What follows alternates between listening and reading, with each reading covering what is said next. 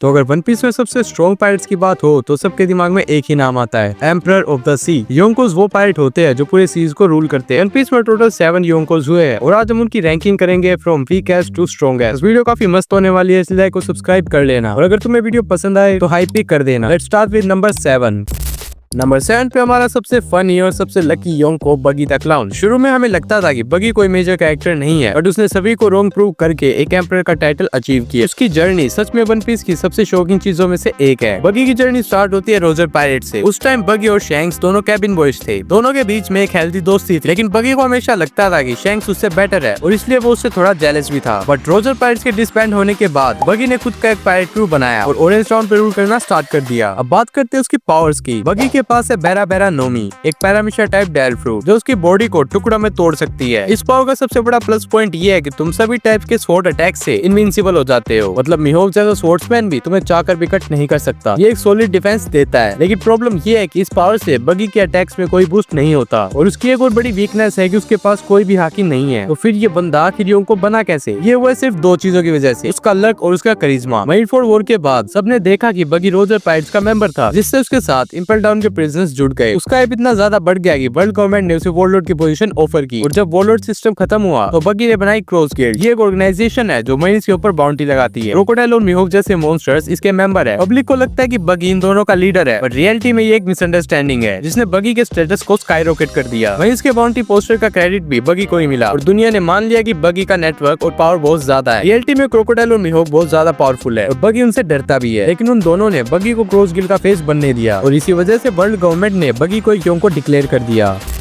Number 6 पे आता है एक ऐसा योंको जिसे पूरा वर्ल्ड मामा के नाम से जानता है, शार्लेट लिनलिन एके बिग मॉम। ये वन पीस की सबसे स्ट्रॉन्गेस्ट फीमेल कैरेक्टर है। बिग मॉम का चाइल्डहुड ही उसके कैरेक्टर का सबसे बड़ा शॉकिंग पार्ट है। जब वो सिर्फ 5 साल की थी, उसके पेरेंट्स ने उसे एल्बाफ में छोड़ दिया। लिनलिन का स्ट्रेंथ तब भी इतना ज्यादा पावरफुल था, वो जायंट्स को भी ओवरपावर कर सकती थी, लेकिन उसका अनकंट्रोलेबल हंगर और टेम्पर ने एल्बाफ के पूरे विलेज में डिस्ट्रक्शन फैला दिया। उसके बर्थडे के दिन उसने एक्सीडेंटली मदर कार्मेल और सारे ऑर्फन्स को खा लिया। यही वो मोमेंट था जब उसके अंदर सोल सोल फ्रूट की पावर आई। अब बात करते हैं उसकी पावर्स की। बिग मॉम के पास सोरू सोरू नोमी, जिससे वो लोगों की सोल्स को ले सकती है और उन्हें किसी भी ऑब्जेक्ट्स में डालकर उन्हें जिंदा कर सकती है। और जिन चीजों में वो अपनी खुद की सोल डालती है उन्हें वो होमीज बुलाती है, जैसे प्रोमेथियस, ज़्यूस और नेपोलियन। ये होमीज उसके मेन वेपन्स है। कॉम्बैट में बिग मॉम लिटरली एक मॉन्स्टर है। उसके पास इंसेन ड्यूरेबिलिटी है, उसकी बॉडी को डैमेज दे पाना लगभग इम्पॉसिबल है। साथ ही उसके पास एडवांस आर्नामेंट हाकी और कॉन्कर्स हाकी भी है। और के काइलैंड और वानो दोनों आर्क्स में हमने बिग मॉम की पावर्स देखी, चाहे वो काइडो से 3 दिन लगातार बैटल करना हो या फिर लो और किड को अकेले संभालना। लेकिन बिग मॉम परफेक्ट नहीं है। उसका सबसे बड़ा वीकनेस उसकी हंगर अटैक। जब भी उसको किसी फूड की क्रेविंग होती है और वो उसे नहीं मिल पाता तो वो एक रेज वर्ल्ड में चली जाती है, जिसमें वो अपने क्रू को भी मार सकती है। बिग मॉम का क्रू भी एक पावर हाउस है। होल केक आइलैंड में उसके 85 से ज्यादा बच्चे हैं जो उसके क्रू का पार्ट है। काताकुरी, स्मूथी और क्रैकर जैसे कमांडर के सबसे बड़े वेपन्स है, जिनकी बाउंटी नियरली बिलियंस में है। उसका टेरिटरी टोटो लैंड ग्रैंड लैंड का सबसे सिक्योर एरिया है, जहाँ वो हर आइलैंड को कंट्रोल करती है। बट फिर भी बिग मॉम का डाउनफॉल वानो में दिखाई दिया, जहाँ किड और लो ने उसे मिलकर हरा दिया।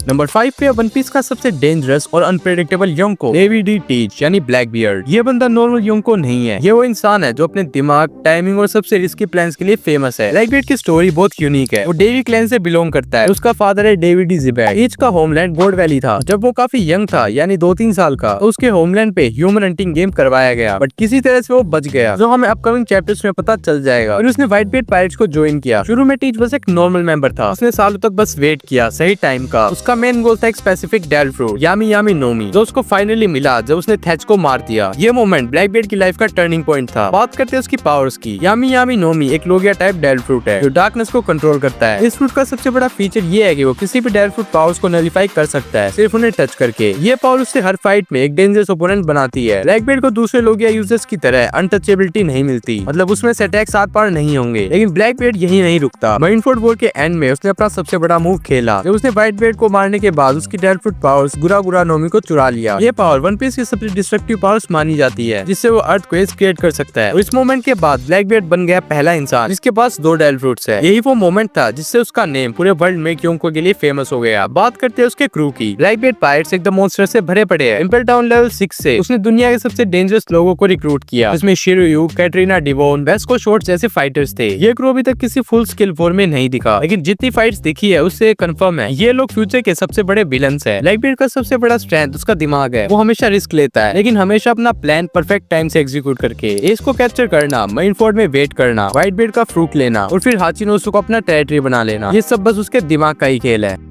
नंबर 4 पे आता है Kaido, the strongest creature in the world. Kaido का नेम आते ही वन पीस फैंस के दिमाग में बस एक इमेज आती है, एक मैसिव ड्रैगन जो पूरे आइलैंड को उठा के हवा में उड़ा देता है। वन पीस में एक लाइन काफी फेमस है, if it's 1-on-1 always bet on Kaido. उसका इंट्रोडक्शन इतना लेजेंडरी था जब वो स्काई आइलैंड से सीधा नीचे कूद गया था। काइडो ने अपनी लाइफ में इतनी बार सुसाइड अटेम्प्ट किए हैं कि वो द किंग ऑफ सुसाइड बन गया और हर बार वो बच जाता था। यही उसकी ड्यूरेबिलिटी और स्ट्रेंथ को दिखाने के लिए काफी है। काइडो का वो नोमी मॉडल शिरोयू एक मिथिकल ज़ोआन डेल फ्रूट है जो उसे अजूर ड्रैगन में ट्रांसफॉर्म होने की पावर देता है। ये फ्रूट काफी ओवरपावर्ड है, इसका साइज, स्ट्रेंथ और एरियल मोबिलिटी काफी इंसेन है। ड्रैगन फॉर्म में काइडो पूरे आइलैंड को उठा लेता है और उसके बोरो ब्रीथ अटैक से पूरे के पूरे माउंटेन्स तक को ब्लास्ट कर सकता है। यही रीजन था कि पूरा वानो उसके कंट्रोल में था, बिकॉज कोई भी इतना पावरफुल नहीं था जो उसके अगेंस्ट खड़ा हो सके। काइडो के पास सिर्फ स्ट्रेंथ ही नहीं बल्कि उसकी हाइब्रिड फॉर्म भी है जो वन पीस के टॉप 3 स्ट्रॉन्गेस्ट मोड्स में काउंट होता है। उसके थंडरबर्ग अटैक ने लूफी को एक ही बार में नॉकआउट कर दिया। इवन फाइनल बैटल में रैग्नारोक अटैक से तो लूफी बस मर ही गया था। और याद रखो ये लूफी गियर 4th में था। काइडो हाकी मास्टर है, उसके advance conquerors Haki One Piece में सबसे बेस्ट है। काइडो का क्रू बीस्ट पायरेट्स, वो भी अपने आप में एक मिनी आर्मी है। टोबी, रोपो, ऑल स्टार्स और स्माइल यूजर्स। उसने वानो को एक मिलिट्री फोर्ट्रेस बना दिया। काइडो अपने क्रू को आर्टिफिशियल डेल फ्रूट खिलाता है ताकि वो एक ज़ोआन आर्मी बना सके। वानो वॉर में काइडो ने लूफी, ज़ोरो, किड, लो और किलर जैसों के साथ एक साइड फाइट की। ये 5 सुपरनोवास उसके खिलाफ मिलकर भी उसे मुश्किल से डैमेज दे पाए। लूफी को अपनी पीक फॉर्म गियर 5 तक को अवेकन करना पड़ा जो लिटरली एक गॉड लेवल की पावर है। अब जाके फाइनली काइडो डिफीट हुआ। नंबर 3 पे आता है मंकी डी लूफी जो काइडो को हराने के बाद 4th एम्पर ऑफ द सी बन गया। लूफी का नाम सुनते ही एक चीज दिमाग में आती है और वो है फ्रीडम। वो सिर्फ एक पायरेट नहीं बल्कि वन पीस का सबसे बड़ी होप है क्योंकि उसने इतने सारे आइलैंड्स को फ्री किया है। इसकी जर्नी ईस्ट ब्लू से स्टार्ट होती है जो वो एक छोटे से विलेज का लड़का होते हुए भी एक पायरेट किंग बनने का सपना देखता है। उसका ये सपना शैंक्स से इंस्पायर्ड है और उसे एक दिन बस इस गोल को अचीव करना है। अगर लूफी की पावर की बात करे तो उसके पास गोमू गोमू नोमी है जो एक्चुअली हितो हितो नोमी मॉडल निका है जो उसे एक यूनिक एबिलिटी देता है। ये टेल फ्रूट एक मिथिकल ज़ोआन है जो लूफी को लिटरली सन गॉड निका का अवतार बनाता है। लूफी की क्रिएटिविटी ही उसकी सबसे बड़ी स्ट्रेंथ है। रबर बॉडी को वो हर तरह के कॉम्बैट में यूज करता है। इसके ट्रांसफॉर्मेशंस भी लेजेंडरी थे। गियर 2nd ने उसकी स्पीड को इंसेन कर दिया। गियर 3rd में उसके पंचेस जायंट जैसे हो जाते हैं और गियर 4th में तो लूफी योंको के अगेंस्ट भी खड़ा हो सकता है। लेकिन सबसे बड़ा गेम चेंजर था गियर 5, एक ऐसी फॉर्म जो लिटरली रियलिटी को कार्टून की तरह बैंड कर देता है। लूफी का इमेजिनेशन उसके अटैक्स को लिमिटलेस बनाता है। आगे के मामले में भी लूफी टॉप लेवल पर है। उसने रेलिंग से ट्रेनिंग लेके ऑब्जर्वेशन, आर्नामेंट और बाद में कोनकर साकी मास्टर की। वानो आर्क में लूफी ने एडवांस कोनकर साकी अनलॉक की जो काइडो के इक्वल फाइट करने के लिए जरूरी थी। लूफी की सबसे बड़ी स्ट्रेंथ है उसकी विल पावर और उसके फ्रेंड्स। सो हेड पायरेट्स का कैप्टन होने के नाते लूफी अपने क्रू के लिए कुछ भी कर सकता है, चाहे आर्डोंग पार्क में नामी के लिए फाइट करना हो या फिर एनीज लॉबी में रोबिन को बचाना। लूफी हर सिचुएशन में अपने दोस्तों के लिए खड़ा रहता है। इवन वो एस को बचाने के लिए मेरिनफोर्ड वॉर में चला गया था। और बात करें उसके इन्फ्लुएंस की तो लूफी ने हर एक आर्क में पूरे आइलैंड को फ्री किया है, एल्वेस्टा से लेकर ड्रेसरोसा तक। उसके एक्शंस ने वर्ल्ड गवर्नमेंट को बार बार एम्बैरेस किया, इसलिए उसका बाउंटी हर बार एक्सप्लोड करता है। वानो आर्क के बाद वो फाइनली एक योंको बना। एकेड के बाद तो उसकी बाउंटी 4 बिलियन तक पहुंची गई होगी।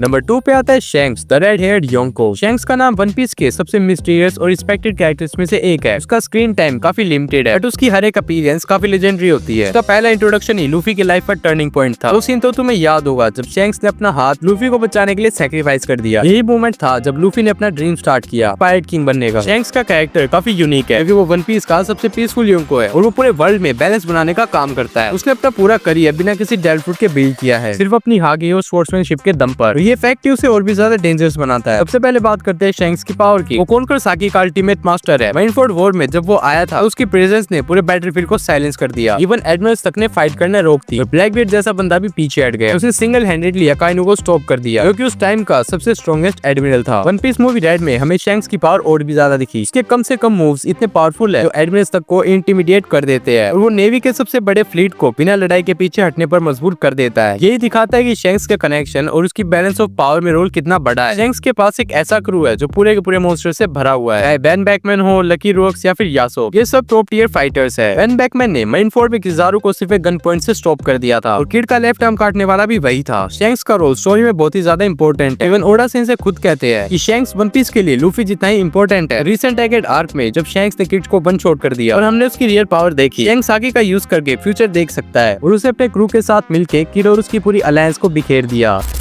और फाइनली नंबर 1 पर आता है एडवर्ड नेपगेट यानी prime Whitebeard, the strongest man in the world. Whitebeard का नाम वन पीस वर्ल्ड में एक लेजेंड है। प्राइम टाइम में ये बंदा एक वॉकिंग नेचुरल डिजास्टर था। उसका इंट्रोडक्शन ये समझाने के लिए काफी है कि क्यों वो रोक्स पायरेट्स का सेकंड इन कमांड था, यानी रोक्स रिजरबैक का राइट हैंड। गोल्ड वैली के बाद उसने अपना क्रू बनाया, वर्ल्ड स्ट्रॉन्गेस्ट मैन का टाइटल जीता, क्योंकि उसकी डेथ तक उसके पास था। उसने रोजर के साथ काफी बार क्लैशेस किए। व्हाइटबियर्ड का डेल फ्रूट गुरा गुरा नोमी वन पीस के सबसे डिस्ट्रक्टिव डेल फ्रूट्स में से एक है। ये फ्रूट उसे अर्थ को स्केयर करने की पावर देता है, जो पूरे ओशंस तक को हिला सकते हैं और आइलैंड्स को 2 पार्ट में तोड़ देते। माइनफोर्ड वॉर में हमें उसकी रियल पावर देखी, जब उसने माइनफोर्ड हेडक्वार्टर के नीचे के ओशंस को हिला दिया, उससे पूरी नेवी पैनिक हो गई। इमेजिन करो अगर यही पावर व्हाइटबियर्ड अपने प्राइम टाइम में दिखाता। प्राइम व्हाइटबियर्ड के अटैक्स अनस्टॉपेबल थे। वो अपने बेसेंटो से माउंटेन्स को हाफ कट कर देता था और उसकी हाकी इन्फ्यूज पंच एडमिरल्स तक को हिला देते हैं। इवन रोक्स एरा में भी वो सबसे पावरफुल माना जाता था। बात करें उसके क्रू की, प्राइम व्हाइटबियर्ड के क्रू में लिटरली मॉन्स्टर्स भरे पड़े हैं। Marco the Phoenix, Jozu the Diamond और विस्टा, ये सब अपने अपने टाइम के बेस्ट फाइटर्स थे। और सबसे बड़ी बात, व्हाइटबियर्ड अपने क्रू को अपने सन्स की तरह ट्रीट करता है। वो सिर्फ एक कैप्टन नहीं बल्कि एक फादर फिगर है। यही रीजन था कि उसका क्रू उसके लिए जान देने तक को तैयार था। व्हाइटबियर्ड का इन्फ्लुएंस वन पीस वर्ल्ड में अनमैच्ड है। उसके फ्लैग के नीचे काफी आइलैंड सिक्योर थे और कोई भी वहाँ पर अटैक करने से पहले 100 बार सोचता था। मरीन्स भी व्हाइटबियर्ड की टेरिटरीज में सीधा एंटर नहीं करते थे, क्योंकि वो जानते थे कि व्हाइटबियर्ड चुप नहीं बैठेगा। ये रीजन है कि उसका नाम सुनते ही लोगों के दिल में रिस्पेक्ट जग जाती है। तो गाइस, कैसी लगे तुम्हें वीडियो? तुम इस रैंकिंग से एग्री करते हो तो कमेंट कर देना। नेक्स्ट वीडियो में, तब तक के लिए बाय बाय।